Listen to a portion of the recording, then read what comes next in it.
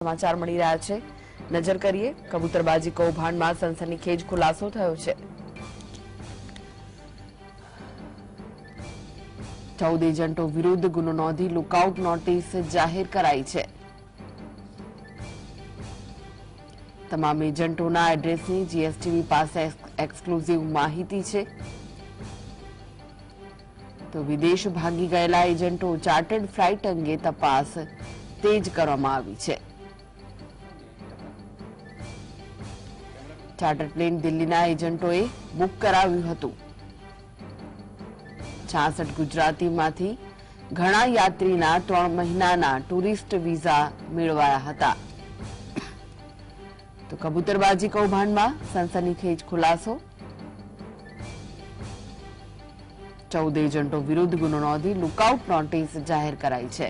આ વિશે વધુ માહિતી માટે જોડાઈ ગયા છે સંવાદદાતા વીરેન્દ્રસિંહ ભાટી। વીરેન્દ્ર, સનસનીખેજ ખુલાસો થયો છે, શું વિગતો મળી રહી છે આ સમગ્ર મામલે?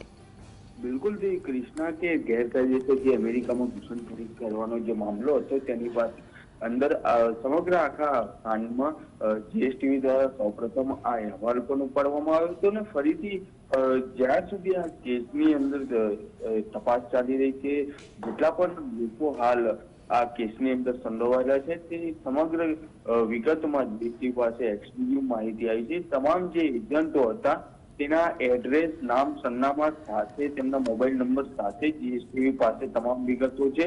14 એજન્ટો જે વિરુદ્ધ આ ગુનો નોંધવામાં આવ્યો છે તે તમામ એજન્ટો સામે એટલે કે લુકઆઉટ નોટિસ જાહેર કરવામાં આવી છે, જેની અંદર આ વિદેશ ગયેલા જે એજન્ટો છે અને આ ચાર્ટર ફ્લાઇટ છે તે અંગે સમગ્ર આખા કેસની જે વિગતવાર ગુનો દાખલ કરવામાં આવ્યો છે તે સમગ્ર કિસ્સો સમગ્ર કેસની વિગત તમામ વિગતો હાલ જીએસટીવી પાસે આવી છે, જેની અંદર આ જે 66 જેટલા ગુજરાતીઓ ઝડપાયા હતા તેના એટલે કે જે સમયે આ કિસ્સો બનવા પામ્યો હતો તેના 11 દિવસ અગાઉ 48 જેટલા પેસેન્જરો આ જ રૂટથી અમેરિકા મોકલવાના હતા।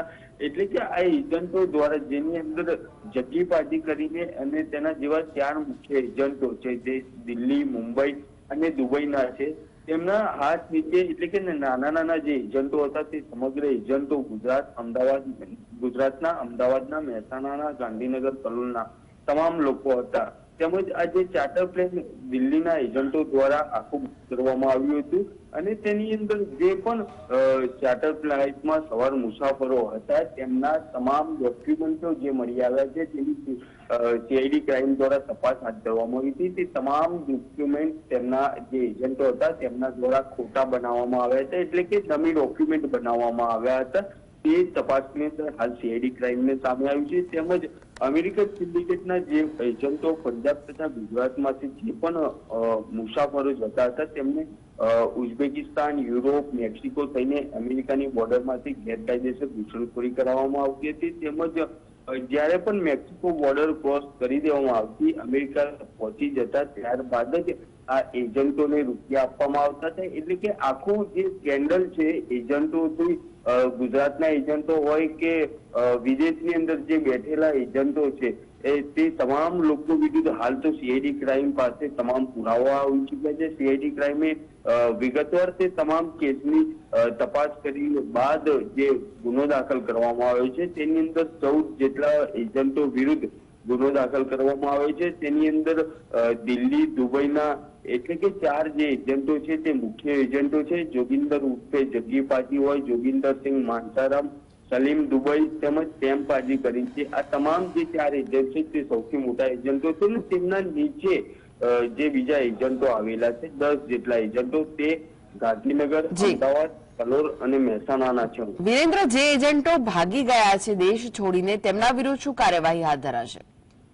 બિલકુલ તે કૃષ્ણા, જે એજન્ટો દેશ છોડીને ભાગી ગયા છે એટલે કે આ જે 14 એજન્ટો વિરુદ્ધ જે ગુનો દાખલ કરવામાં આવ્યો છે તેની અંદર લુકઆઉટ એલઓસી એટલે કે લુકઆઉટ નોટિસ જાહેર કરવામાં આવી છે અને તેની અંદર આ જે પણ એજન્ટો છે તેમની વિગતો હાલ તો સીઆઈડી ક્રાઇમ પાસે આવી ગઈ છે પરંતુ જ્યાં સુધી ગુનો દાખલ નતો થતો ત્યાં સુધી, એટલે કે ફરિયાદ દાખલ થયા બાદ સીઆઈડી ક્રાઇમ દ્વારા સમગ્ર કેસની અંદર તપાસ જોઈએ તે મુજબ કરવામાં આવે છે. કારણ કે જ્યારે ગુનો દાખલ નતો થયો ક્રિષ્ના, ત્યારે સીઆઈડી ક્રાઇમ દ્વારા પૂછપરછ તેમજ તપાસમાં ઇન્ટ્રોગેશન કરવામાં આવતું હતું, ત્યારે કોઈ તેમને સહયોગ નતો આપતો. કારણ કે ઘણા ખરા ગામડાઓની અંદર જે પણ લોકો આની અંદર જે મુસાફરો ગયા હતા તે સમયે સીઆઈડી ક્રાઇમના જે પણ અધિકારીઓ ત્યાં પૂછપરછ માટે જતા હતા ત્યારે તે અધિકારીઓને વિલા મોઢે પાછું આવવું પડતું હતું. કારણ કે તેમને કોઈ જેટલો સહયોગ જોઈએ તેટલો સહયોગ આપવામાં આવતો નહોતો. કારણ કે બીજી બાજુ જો કૃષ્ણા વાત કરવામાં આવે તો જેટલા પણ ગુજરાતી પેસેન્જરો હતા તેમની એક જ, એટલે કે જેટલા પણ 66 જેટલા પેસેન્જરો ગુજરાતમાંથી ગયા હતા તેમના તમામ પેસેન્જરોનું ટિકિટ એક જ દિવસે બુક કરાવવામાં આવી હતી. અને તેમજ જેટલા પણ પેસેન્જરો ગુજરાતમાંથી ગયા હતા તે તમામ પેસેન્જરોની ટિકિટ બુક એજન્ટો દ્વારા કરવામાં આવી હતી. અને તેમને જ્યારે ફ્લાઇટની અંદર બેસે અમેરિકા જાય ત્યારે તેમને $1000 થી $3000 પણ આપવાના નક્કી કરવામાં આવ્યા હતા. અને તેમ બીજી બાજુ જો કૃષ્ણા જે વિશ્વસનીય સૂત્રોએ તેમજ જે ફરિયાદ દાખલ કરવામાં આવી છે તે મુજબ જે જાણકારી મળી છે તેની અંદર જેટલા 66 જેટલા ગુજરાતીઓમાંથી ઘણા જ ખરા જે મુસાફરો હતા તેમના 30 દિવસના તેમજ અમુક મુસાફરોને 3 મહિનાના ટુરિસ્ટ વિઝા આપવામાં આવ્યા હતા. એટલે કે કૃષ્ણા આ જે પેસેન્જરો ગુજરાતી હતા તેમને ટુરિસ્ટ વિઝા ઉપર દુબઈ લઈ જવામાં આવ્યા હતા. દુબઈ બાદ નિકારાગુઆ ખાતે જે આ ચાર્ટર ફ્લાઇટ જે ઉતરવાની હતી ત્યાં આગળ નિકારાગુઆ વિઝિટર વિઝા ઉપર, એટલે કે ત્યાં વિઝાની જરૂર છે નહીં, અરાઇવલ વિઝા છે ઇન્ડિયન પાસપોર્ટ મુજબ, એટલે કે ત્યાં કોઈ જરૂર હતી નહીં. એટલે કે અત્યાર સુધી જે આ તમામ મુસાફરો ગયા છે, એજન્ટો ગયા છે, તે લોકોને તેવું જ હતું કે કોઈ ગલ્લા તલ્લા કરીને અલગ અલગ પ્રકારના જવાબો આપી દઈશું. પરંતુ જ્યારે પણ હાલ સીઆઈડી ક્રાઇમ દ્વારા જે ગુનો દાખલ કરવામાં આવ્યો છે તેની અંદર જેટલા પણ એજન્ટો હતા તે તમામ લોકો ભૂગર્ભમાં ઉતર્યા છે. ત્યારે બીજી બાજુ જે અમદાવાદનો એજન્ટ ભાર્ગવ રાજેન્દ્ર